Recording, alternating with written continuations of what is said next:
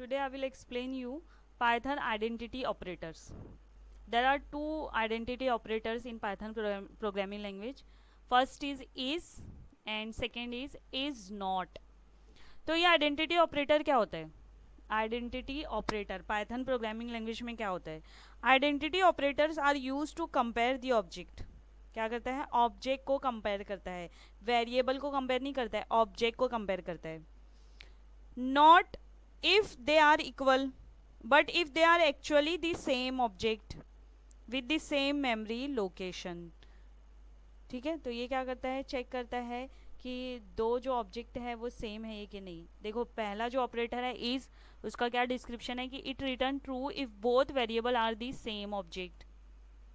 ठीक है, और इज नॉट में क्या होगा? It return true if both variable are not the same object. ठीक है, तो मैं यहाँ पे आपको एग्जाम्पल बताती हूँ.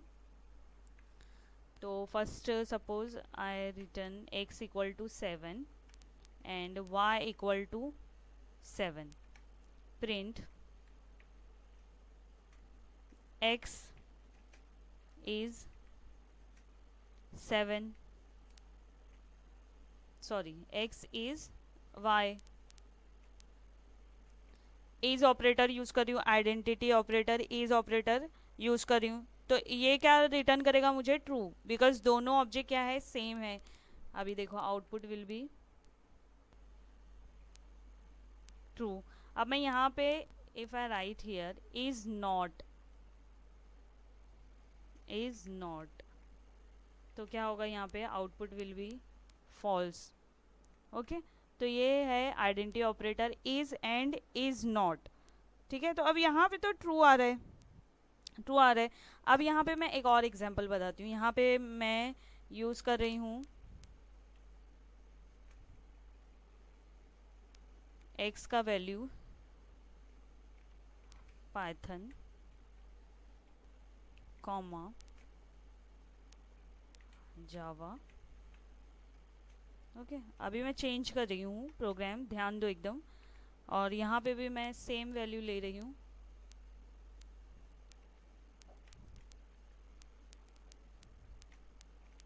ओके, अभी देखो मैं क्या चेंजेस कर रही हूँ.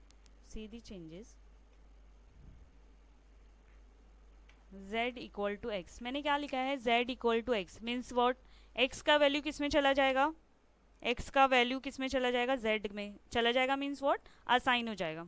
ठीक है, the value of x will be assign to z variable.